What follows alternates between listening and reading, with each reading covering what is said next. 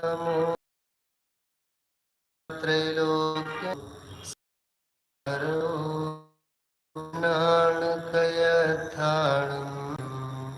निरन्तरं वसय्ययं मे।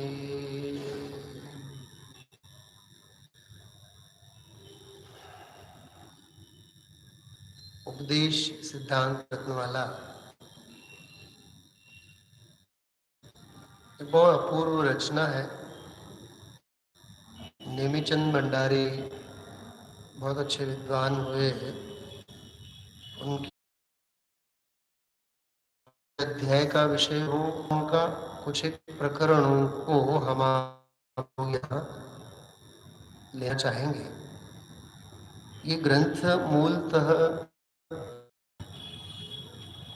लेकिन इसका विषय जो है वो बहुत चिर परिचित विषय है। इतनी छोटी सी रचना में अनादि अग्रहित और ग्रहित मिथ्या दर्शन का खंडन और भव्य जीवों के लिए मोक्ष मार्ग का अद्भुत वर्णन, साथ साथ में इसमें अन्य जिन धर्म की महिमा, भव्य जीवों की महिमा, और जैसे हम आप लोग बोलते हैं ना कि हा माँ और धिक,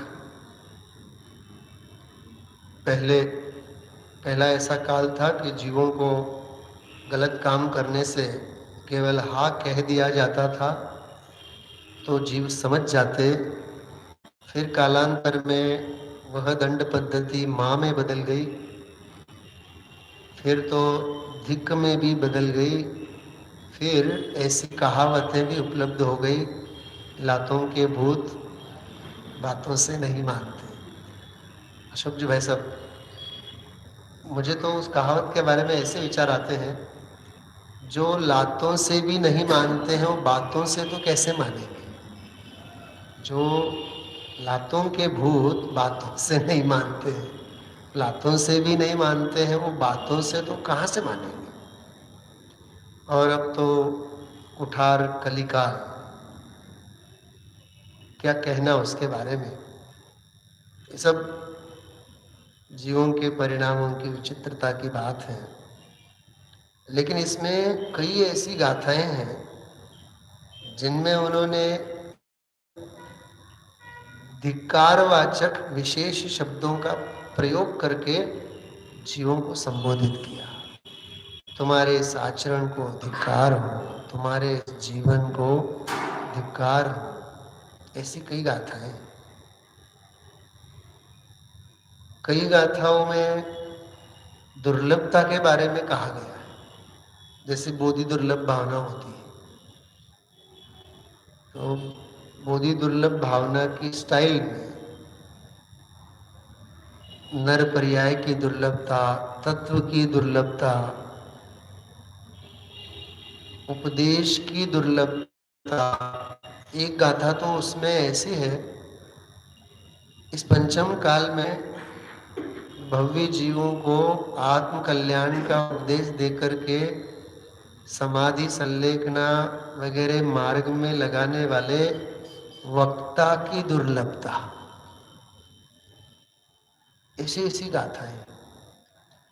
और जिन वचनों की, जिन धर्म की महिमा परक तो गाथाएं इतनी है। ऐसी सुंदर रचना है उपदेश सिद्धांत रत्नमाला। तो इसमें कोई व्यवकर, जैसे अपन कहते हैं, जैसे नीति शतक होते हैं, नीति परक ग्रंथ होते हैं, जैसे आत्मानुशासन ग्रंथ है। आत्मानुशासन में 2 श्लोकों का एक संकलन, फिर 3, फिर 1 फुटकर गाथा श्लोक जैसे हैं, ऐसे इसमें भी फुटकर गाथाएं हैं। बहुत सुंदर सुंदर है, उनके अपन चर्चा लेते हैं। थोड़े से इसके इतिहास के बारे में ऐसा कहा जाता है, इसकी कोई और अन्य टीका वगैरह नहीं मिलती है संस्कृत में वगैरह, लेकिन अपने जो सांची तो गंगा यह वीत रागवानी, इसके जो कवि हैं भागचंद जी साहब, ये पंडित भागचंद जी छाछेड़ हुए, उन्होंने इसकी वचनिका लिखी और मुझे तो ऐसा लगता है, बल्कि विषय साम्यता की अपेक्षा से देखें तो इन्हीं विद्वान ने, वचनिकाकार ने, भागचंद जी साहब ने सत्ता स्वरूप नाम की एक छोटी सी रचना लिखी। अभी हम लोग राजकोट में वहाँ सायंकालीन स्वाध्याय में सोमवार से गुरुवार तक 4 दिन चलाते हैं।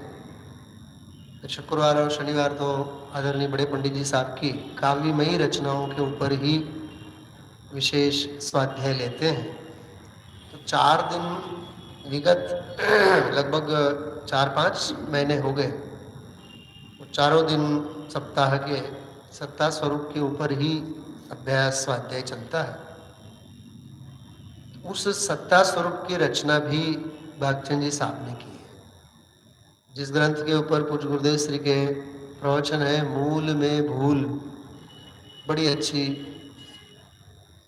पुस्तिका है, संकलन है, पढ़ने जैसा है।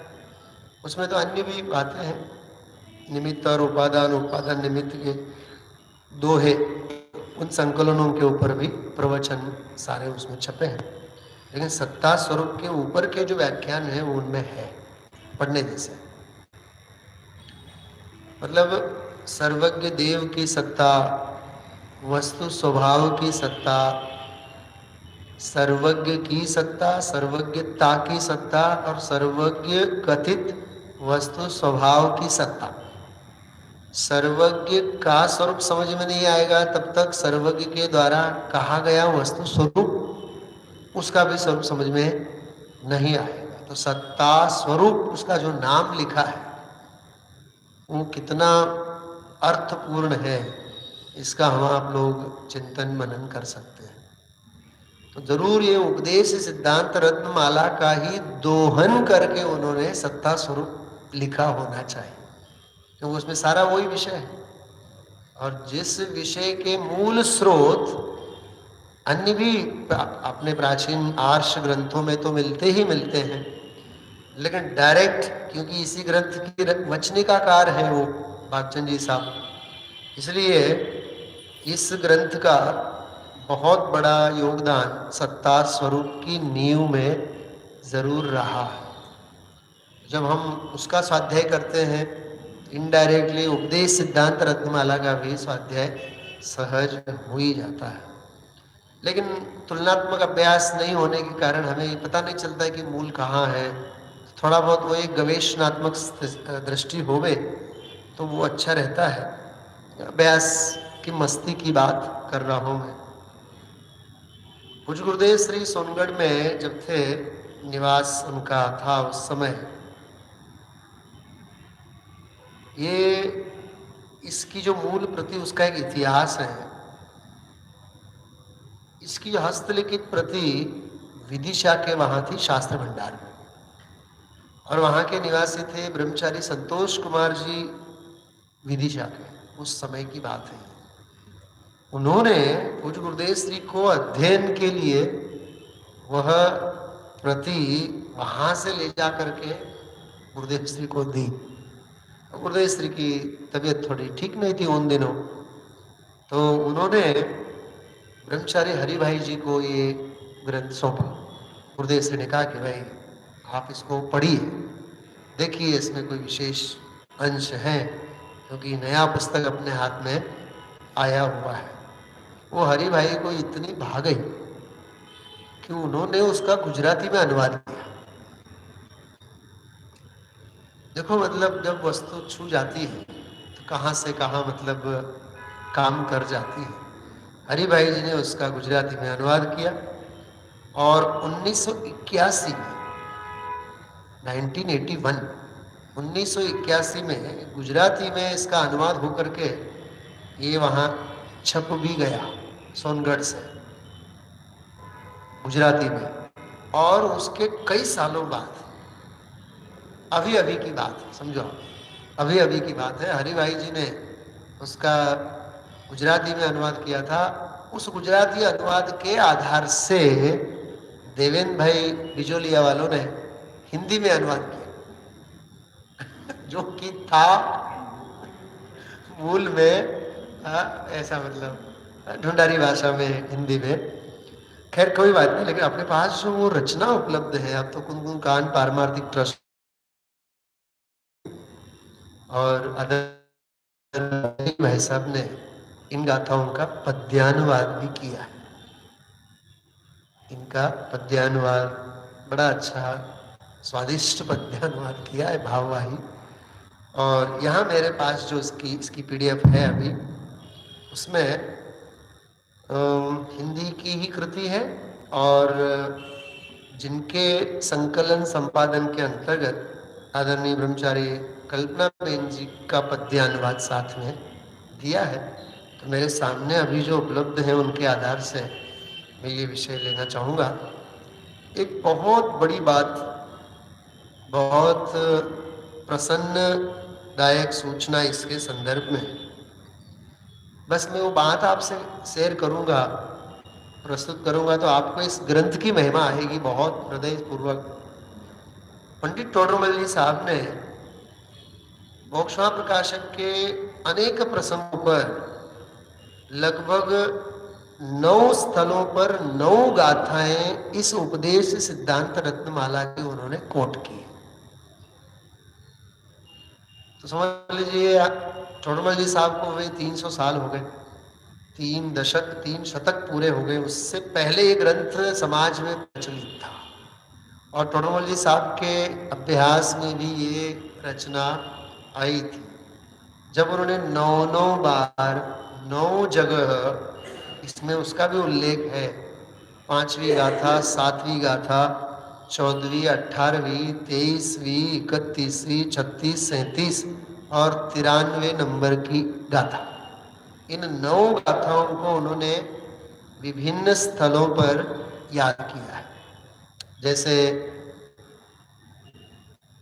पहला अध्याय है, तो पहले अध्याय में जब श्रोता का लक्षण लिखा, तो उसमें लिखा है साहीणे गुरु जोगा, स्वाधीन गुरु का योग मिलने पर भी जो जीव जिन वचन में प्रीति नहीं करता है वह दुष्ट चित्त है।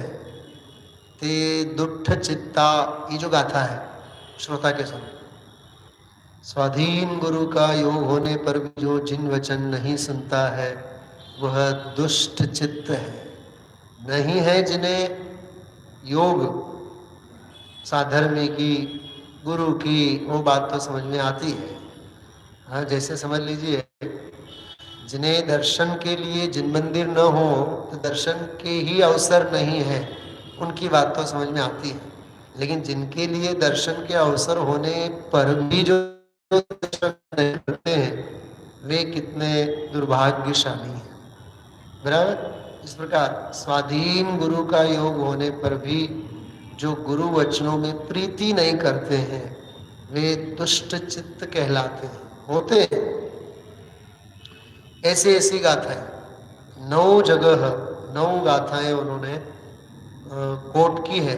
तो आप सोचिए टोडरमल जी साहब जैसे विद्वान स्वयं के अपने मौलिक मोक्षमा प्रकाशक जैसी रचना में इतनी बार एक ही ग्रंथ में से उन्होंने गाथाएं कोट की होवे, तो वो ग्रंथ कितनी महनीय और कितनी महिमा मंडित रचना होगी, इसका भी हम आप लोगों को ख्याल में आता है। मैं अभी स्वाध्याय में जब निकला तो मुझे स्मरण में नहीं रहा, तो मैं साथ में पूरा इतना बड़ा ग्रंथ है साथ में लेके आया हूँ जानबूझकर, आप लोगों को दिखाने भी और यहाँ स्वाध्याय। लेकिन मेरे दिमाग में चल रहा था इसमें पीडीएफ है, तो वो स्मरण में नहीं रहा। वो इतना बढ़िया उसका संपादन किया है अशोक जी भाई साहब। आप उस ग्रंथ को देखेंगे तो आप तो यही कहेंगे कि बिल्कुल जबलपुर से हम प्रकाशित करके पूरे भारत भर में उसको, इतना बढ़िया ग्रंथ है और बहुत सुंदर है, बहुत सुंदर है। वो एक ही रचना, मैं कलकत्ता गया था आज से, जब बालचंद जी बाटनी साहब थे वहाँ, उन्होंने बुलाया था, 8-10 दिन स्वाध्याय अर्थ में गया था। तो नीचे पूरी लाइब्रेरी टाइप में बनाई है कलकत्ता में, तो कांच मढ़े हुए हैं और अंदर सारे शास्त्र रखे हुए थे। तो ऐसे 5-6 ग्रंथ की ऐसी लाइन पूरी, सैकड़ों ग्रंथ में सबसे ऊपर वो उपदेश सिद्धांत रत्नमाला ग्रंथ ग्रीन कलर का वो रखा हुआ था। और मोक्षा प्रकाशक में जब से ये उद्धरण पढ़े हैं तब से बहुत चाहना थी कि ये मूल ग्रंथ पढ़ने में आए तो कितना अच्छा रहे आद्योपांत। तो मैंने बाबूजी से कहा कि बाबूजी मुझे ये शास्त्र चाहिए, मैं आप कहें तो मैं 6-8 महीने बाद में भेज दूंगा आपको, मुझे ये चाहिए पढ़ने के लिए। बोले कि आप ले जाओ। शास्त्र उन्होंने मुझे दे दिया, वो तब से मैंने मेरे पास वो शास्त्र संभाल के रखा है। बहुत सुंदर ग्रंथ है और उसका जो संपादन है वो संपादन की गजब की खूबी है। उन्होंने ऐसे ऐसे प्रकरणों को अलग अलग छांट करके उनका उन्होंने श्लोकों को जो आगे पीछे के क्रम है उनको एक एक खांचे में ढाल दिया है।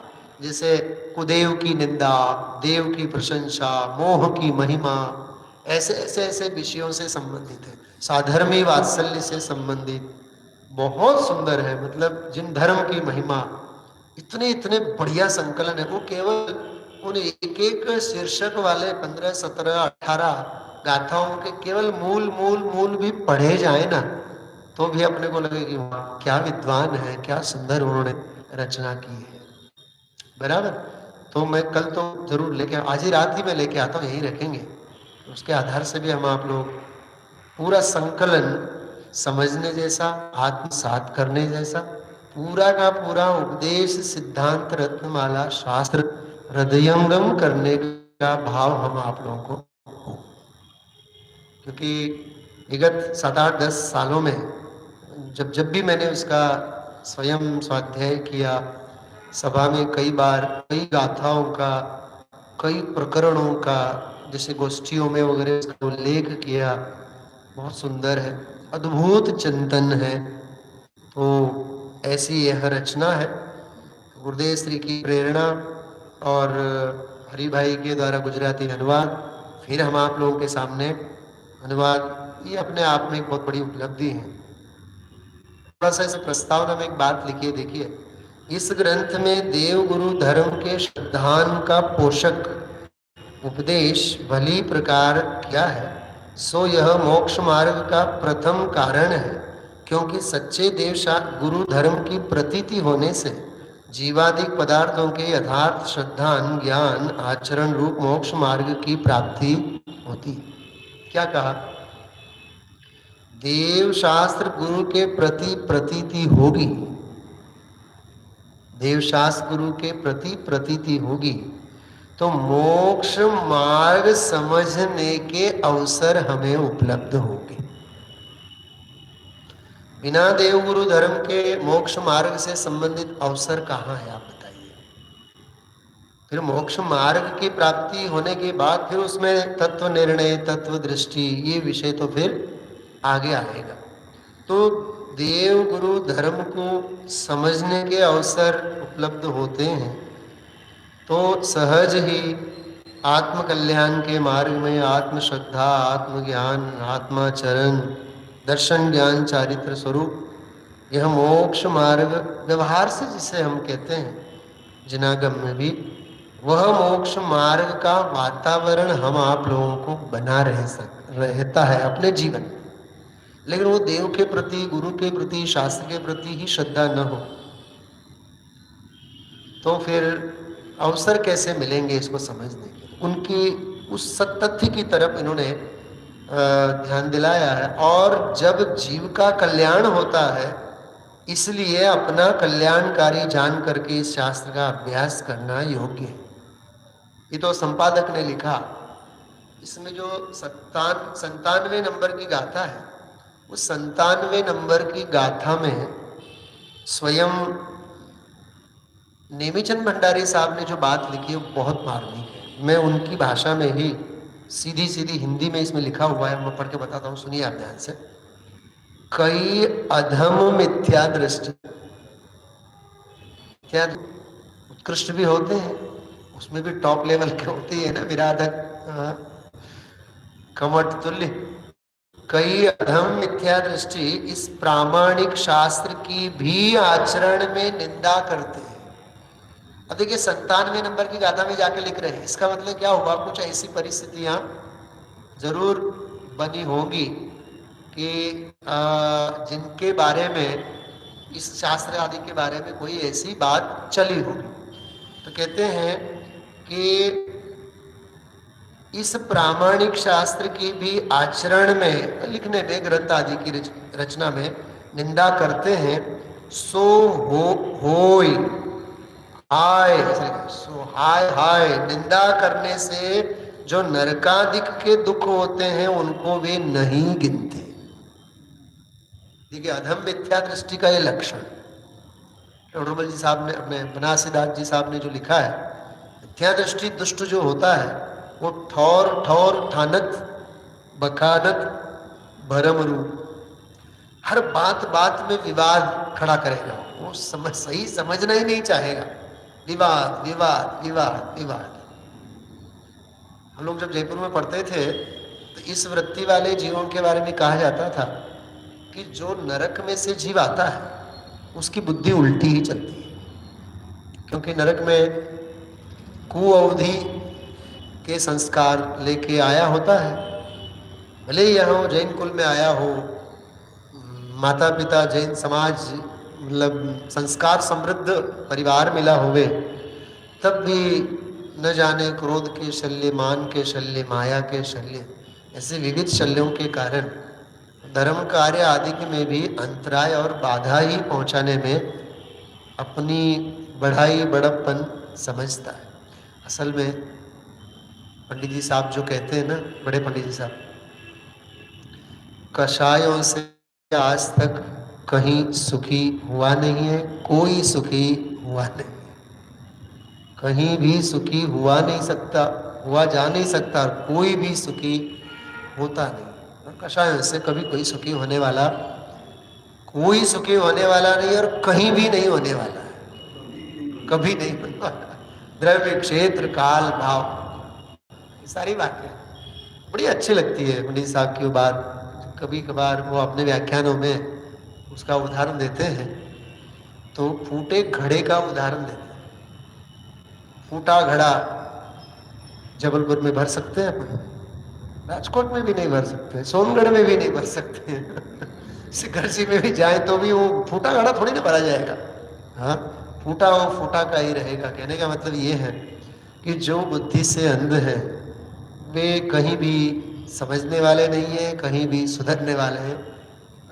तो जी ने भी एक प्रयोग किया है, जिससे न बना कुछ घर में वो वन में जाके करेगा क्या। याद आ गया होगा, जयमाला में ये बनते हैं, जिससे घर में ही नहीं बना वो जंगल, वन जंगल में जाके क्या करेगा वो।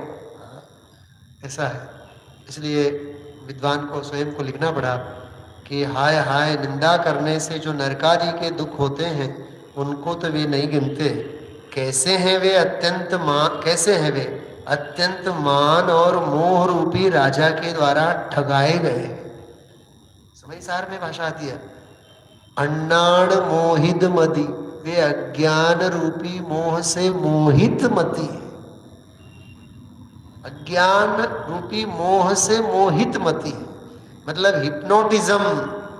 हिप्नोटाइज्ड है वो, मोह से आतंकित है, आकर्षित है, वो नहीं समझ सकते। अर्थात जो यथार्थ आचरण तो कर नहीं सकते, स्वयं कर नहीं सकते, और अपने को महंत मनवाना चाहते हैं, उनको यह यथार्थ उपदेश रुचता नहीं है। उपदेश से कहते थे कि वे बुखार होवे, दूध पिलाया जाए उसे, वो दूध जहर जैसा लगे।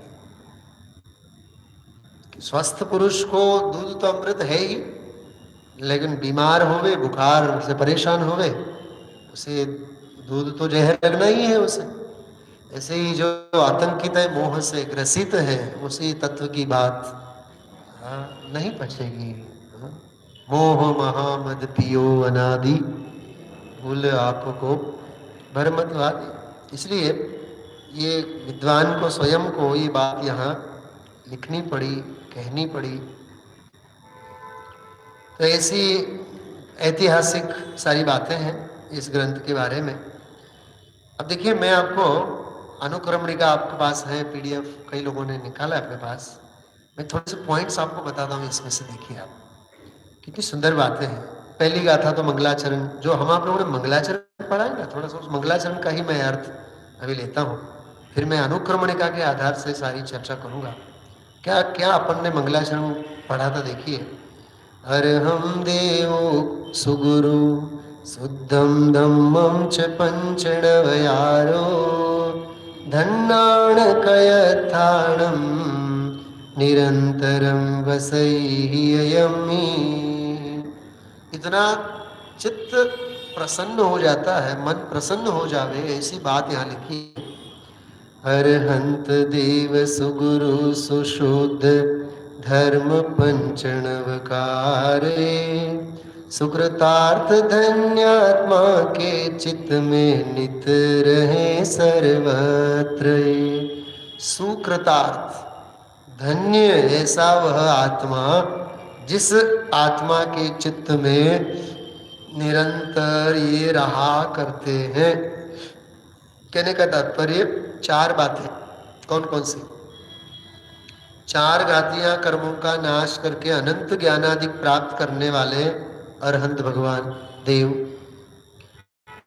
और अंतरंग मिथ्यात्वादि परिग्रह, बहिरंग वस्त्र पात्र आदि परिग्रहों का त्याग करके महान मोहनीय प्रशंसनीय पद को धारण करने वाले निर्ग्रंथ गुरु, देव गुरु, और दोष रहित निर्मल जिन भाषित धर्म।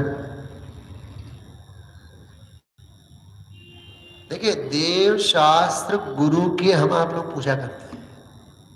पूजा में देव शास्त्र और गुरु, टोडरमल जी साहब ने मोक्षा प्रकाशक में देव गुरु और धर्म ऐसा लिया। देव गुरु और धर्म, गुरु शास्त्र का तो स्वरूप समझाया, लेकिन देव शास्त्र गुरु ऐसा प्रयोग नहीं किया। देव गुरु और धर्म मतलब शास्त्र की जगह धर्म का शब्द का प्रयोग विशेष किया गया। ये अभ्यासों का विषय ध्यान जाना चाहिए इस बात के ऊपर। शास्त्र तो एक शास्त्र संकलन का नाम है, ठीक है। धर्म तो बहुत बड़ा व्यापक है। ये तो द्रव्य श्रुत के रूप में, द्रव्य श्रुत के रूप में जो निबद्ध है जिनवाणी, ये शास्त्र कहलाती है। लेकिन भव्य जीव का, धर्मात्मा का जो उठना बैठना, सोचना, विचारना, बोलना, मतलब मन, वाणी, काया, इस सर्वत्र धर्म की सत्ता है। धर्म परिभाषा नहीं, धर्म तो प्रयोग का नाम है। सुना ही होगा आप लोगों ने, धर्म परिभाषा नहीं प्रयोग है। धर्म चर्चा का विषय नहीं है, चर्या का विषय है। और धर्म कहा भी जाता है उसे धार्यते इति धर्म, जिसे धारण किया जाता है वह धर्म कहलाता है। मतलब कितना, मतलब आप सोचिएगा कि धर्म की व्याख्या कितनी सुंदर है। रत्नकर्ण श्रावकाचार ग्रंथ का आप लोगों ने स्वाध्याय यदि किया हो तो उसमें एक बहुत बढ़िया व्याख्या आती है, बिल्कुल शुरुआत में। माता बहनों को, आप सबको भी उसकी व्याख्या याद भी होगी। देशयामि समीचीनम धर्मम कर्म निवर्णम संसार दुखतः सत्वान योधरत्युत्तमे सुखे। मैं आपको क्या बताऊं, मुझे ये व्याख्या इतनी रोमांचित करती है। आचार्य श्री लिखते हैं, देशयामि समीचीनम, मैं उस समीचीन धर्म की देशना दूंगा। देशयामि लिखा, जैसे आचार्य कुंद कुंद देव ने दाए हम लिखा, दाए हम, मैं दिखाऊंगा। ऐसे संबंधभद्र आचार्य लिखते हैं, देशयामि, मैं उसकी देशना करूंगा। देशयामि समीचीनम, आपके चैनल का नाम भी है जिन देशना, देशना हाँ, देशयामि समीचीनम धर्मम, उस धर्म को मैं दिखाऊंगा। कर्म निवर्णम, जो कर्म कलंक को मिटाएगा, कर्म कलंक को स्वच्छ करे, साफ करे, ऐसा। और संसार दुखतः, संसार के दुखों में से उठा करके, यो धरती उत्तमे सुखे, कि जो सर्वोत्कृष्ट सुख में पहुंचाएगा उसे धर्म कहते हैं। क्या गजब की बात है।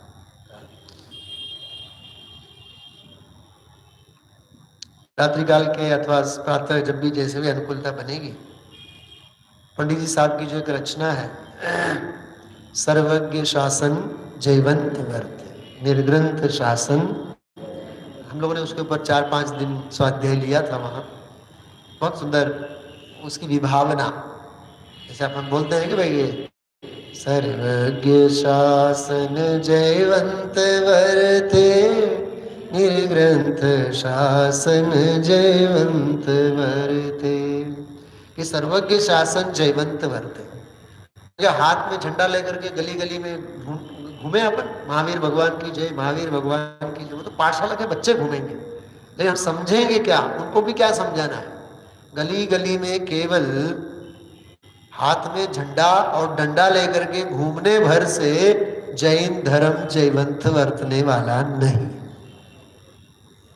मैं अभी विषय तो अपना भी चल ही रहा है, आगे अपन बढ़ा ही रहे हैं, लेकिन अशोक जी भाई साहब जब उपदेश सिद्धांत रत्नमाला की बात मैंने आपसे कही, उसके तत्काल बाद मेरे दिमाग में एक विचार आया।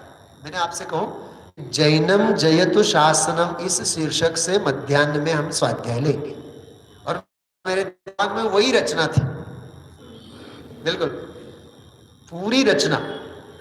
जरूर मैं यहाँ रसास्वादन कराऊंगा आपको। 4 अंतरा है, 4 अंतरे में पहले अंतरा में सम्यक दर्शन, दूसरी अंतरा में सम्यक ज्ञान, तीसरी में सम्यक चारित्र मोक्ष, उस मोक्ष मार्ग और मोक्ष फल की चर्चा, मोक्ष की चर्चा। इसको तो मैंने वहां स्वाध्याय ये कहा था, समय सार के परिशिष्ट में उपेय तत्व और उपाय तत्व की चर्चा आती है।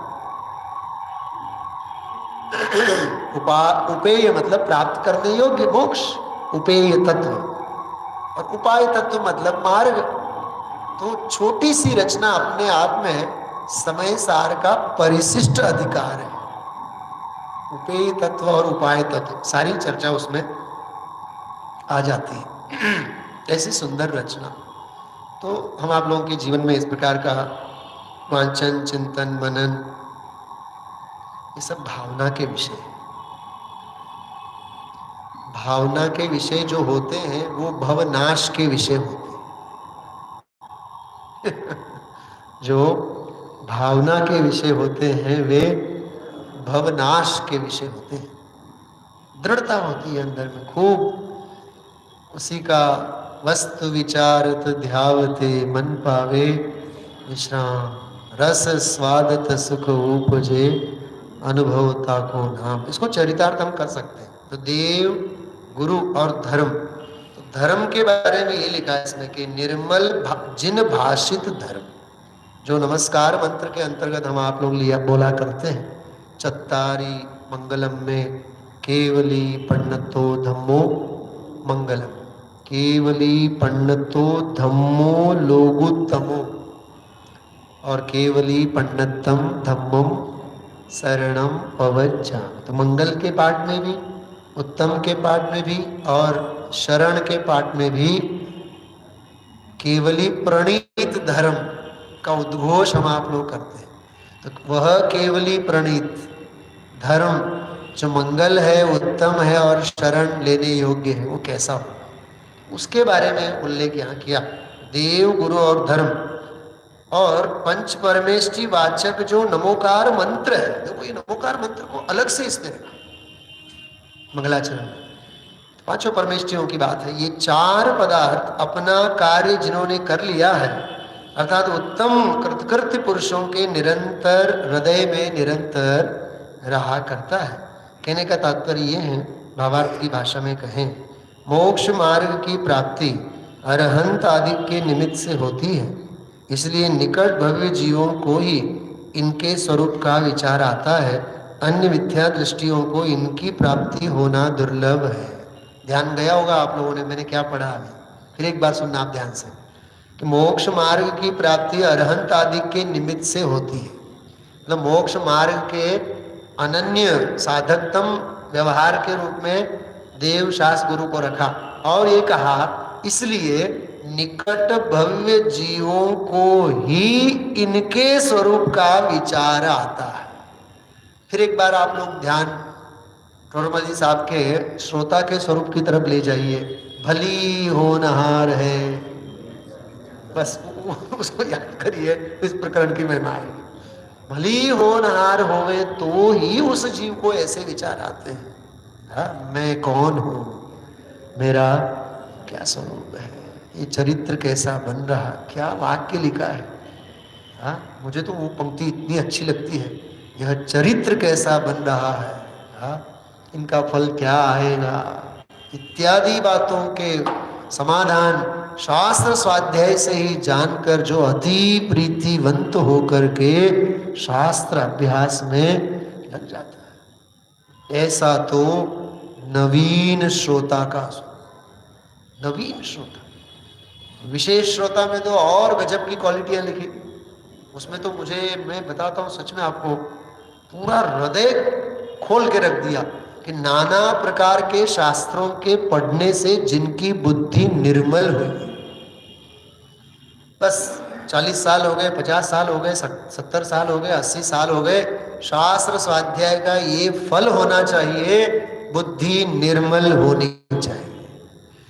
अशोक जी भाई साहब, राजकोट में हमने ये इस पंक्ति के ऊपर युवा लोगों की कक्षा में 7-8 दिन तक मैंने इस प्रकरण को चलाया था।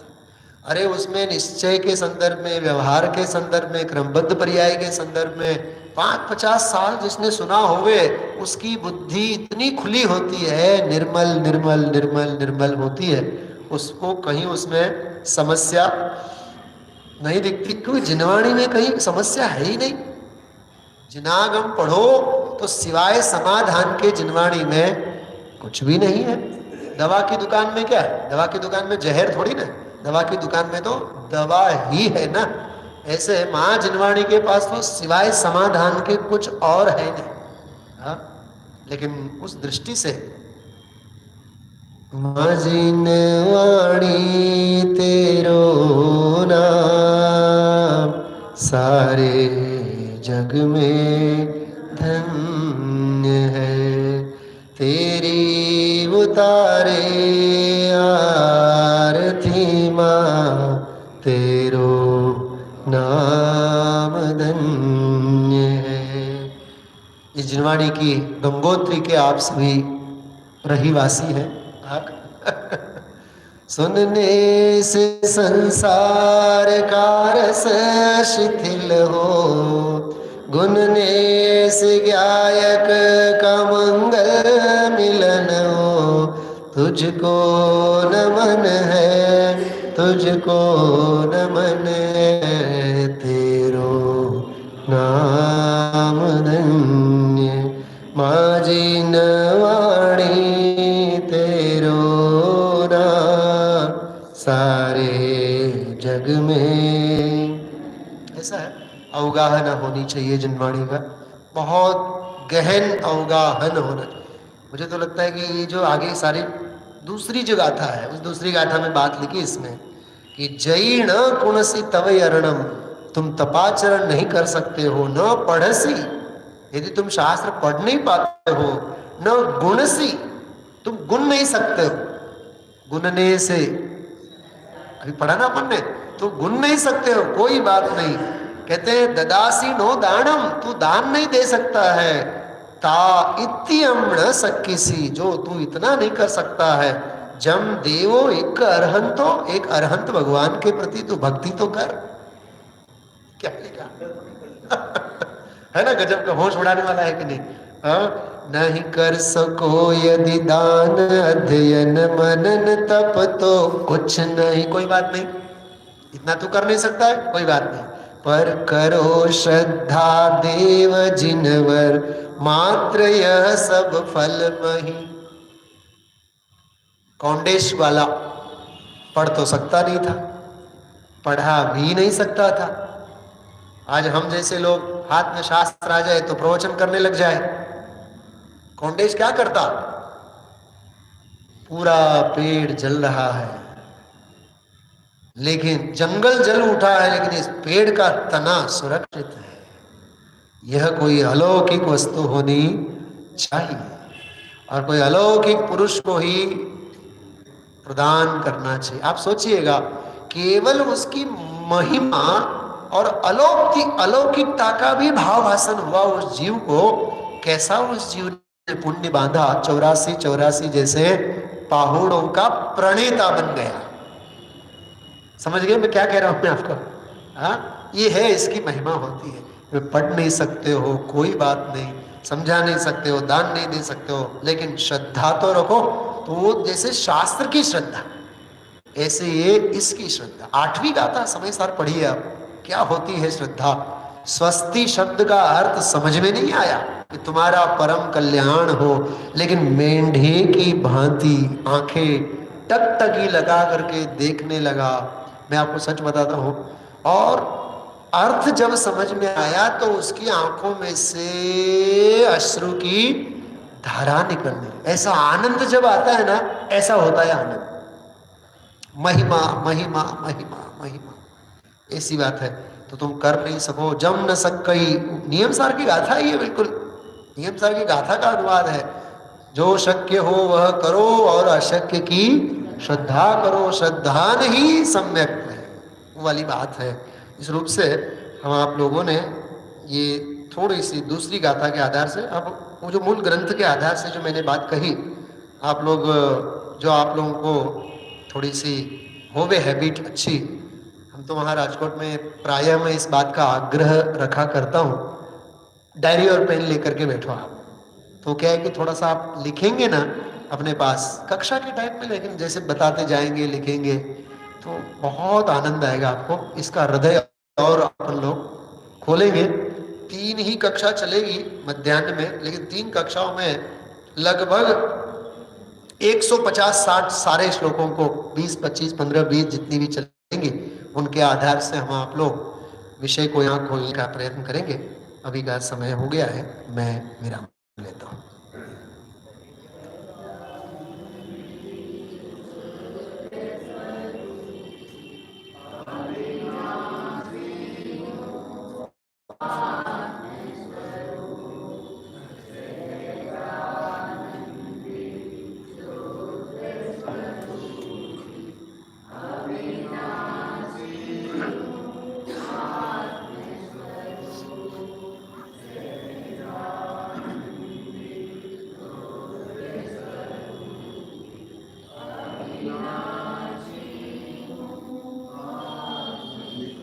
सिद्धांत ग्रंथ वाला अपने यहाँ पे